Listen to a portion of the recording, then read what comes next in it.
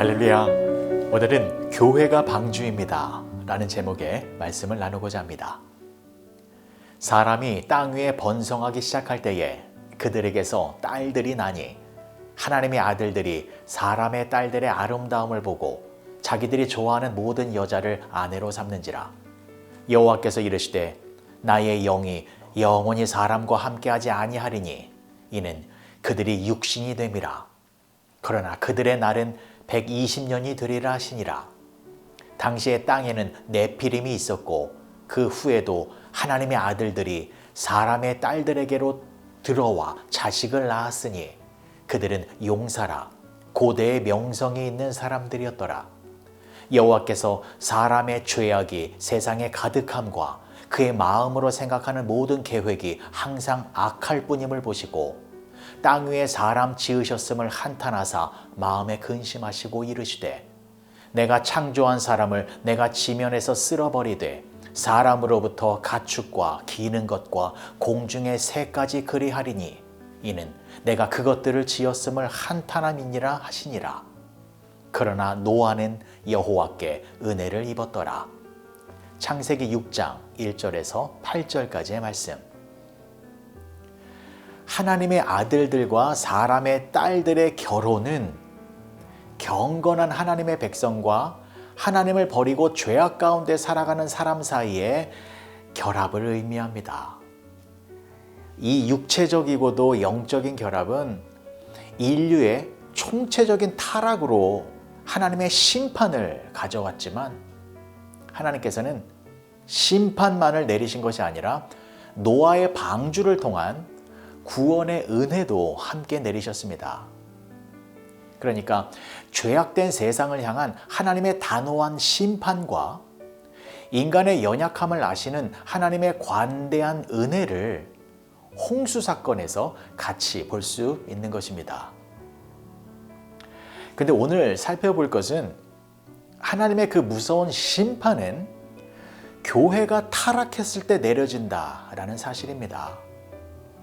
2절의 말씀을 다시 보시면 하나님의 아들들이 사람의 딸들의 아름다움을 보고 자기들이 좋아하는 모든 여자를 아내로 삼는지라. 하나님의 아들들은 하나님을 잘 믿는 의로운 백성들이고 사람의 딸들은 죄악을 쫓아서 사는 악한 사람들입니다. 그래서 하나님의 아들들은 교회를 상징하는 것이고 사람의 딸들은 세상의 모습을 상징하는 것입니다. 그런데 의로운 교회가 악한 세상과 연합하여 거룩성을 상실하자 하나님께서 심판을 내리신 것입니다. 그래서 우리가 알아야 할 것은 하나님의 심판 여부를 결정하는 것은 세상의 악함의 정도가 아니고 교회의 순수성 여부입니다. 세상이 아무리 타락을 해도 교회가 빛과 소금의 역할을 잘 감당하고 있으면 소망이 있는 것이지만 세상이 아무리 발전하고 화려해져도 교회가 타락하면 그때가 종말인 것입니다. 인간이 하나님이 아닌 자기의 눈으로 가치를 판단하고 선택을 하면 가장 좋은 것을 고를 것 같지만 사실은 최악의 선택, 즉 심판을 선택하게 됩니다. 그래서 교회가 하나님의 뜻을 가장 소중하게 여기는 그런 자기 정체성과 순수성을 잃어버리고 세상과 뒤섞여서 세상의 가치관으로 존재하게 될 때에 하나님의 심판이 임하게 되는 것입니다.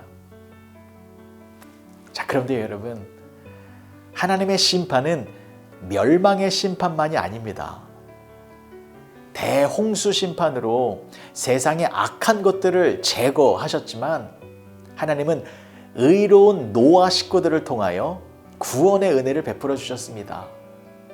그렇듯이 하나님의 심판은 의로운 교회를 더욱 의롭게 회복시키는 사랑의 심판인 것입니다.